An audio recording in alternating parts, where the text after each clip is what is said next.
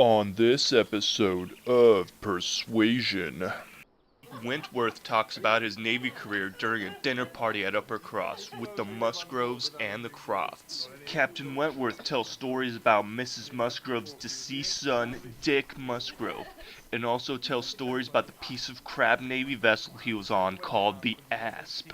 Now, let me tell you about the Asp. It was my first command. We sailed away on the Asp in the year 1806. Yes, I was the last man to command her 8 years ago, and she was hardly fit for service then. Nearly sank on several occasions. Then Wentworth talks about the prestigious ship he commanded called the Lincolnia. Then, Captain Wentworth, what came next? The Laconia. The Laconia.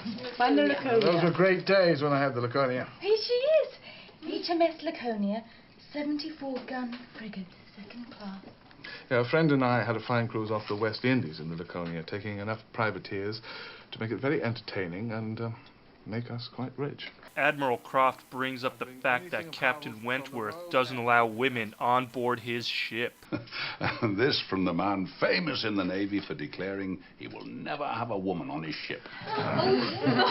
What, never?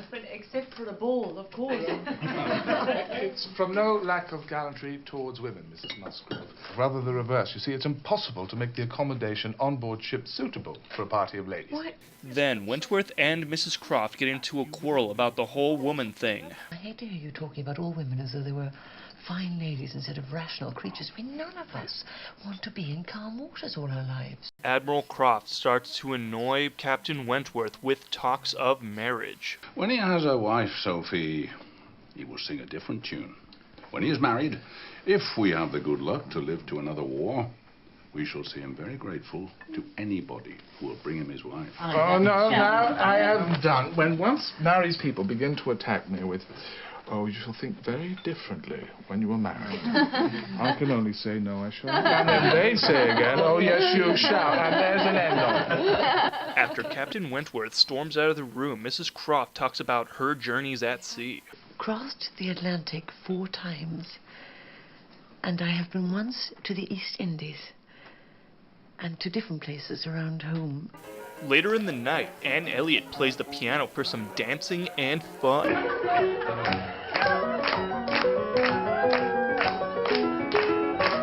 Hayter makes a surprise visit and awkwardly crashes their party. Henry.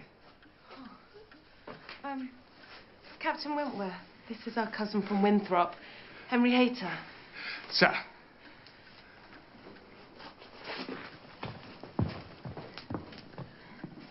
The next morning, during breakfast, Charles Musgrove talks about Hayter's fortune and his inheritance.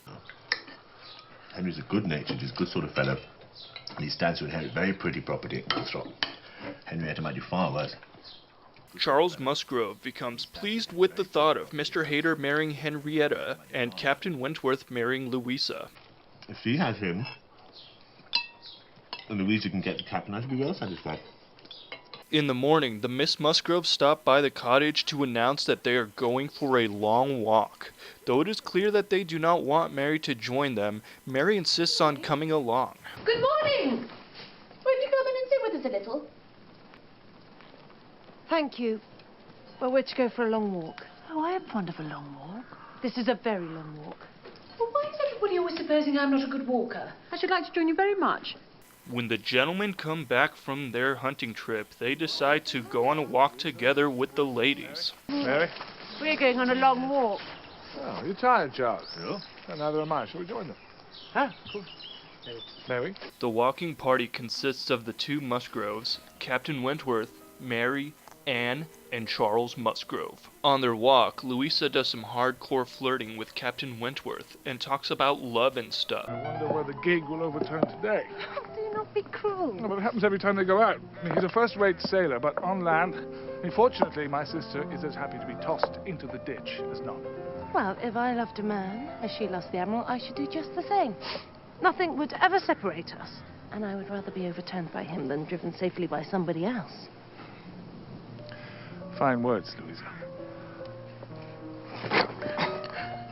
The party eventually makes it to Winthrop, the home of the haters. Once Mary finds out her husband Charles wants to go and visit his aunt, she totally declines to go. She refuses to associate with such people.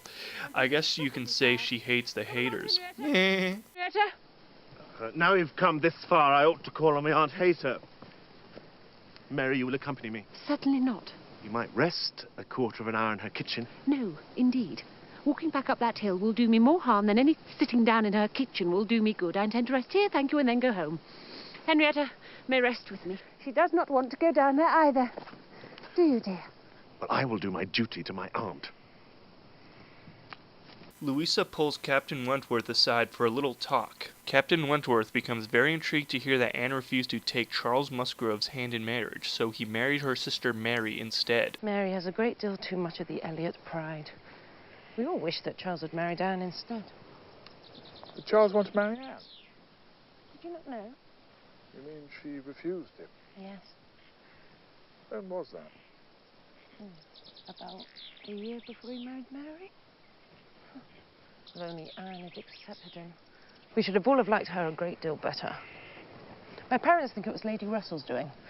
That my brother, not being philosophical enough for her taste, she persuaded Anne to refuse him. Louisa also tells him that Lady Russell was the one who persuaded Anne not to marry Charles. Captain Wentworth, I don't believe you know Mr. Hayter. Captain Wentworth, Henry? Good day, sir. Good day, sir. As they all proceed back to Kellynch, Mr. and Mrs. Musgrove show up and they insist that they take Anne Elliot home with them on their horse carriage. Must be exhausted. Oh, no. There is a seat for one. It will save full a mile.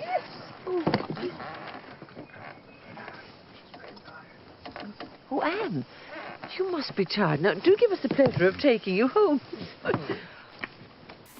All right.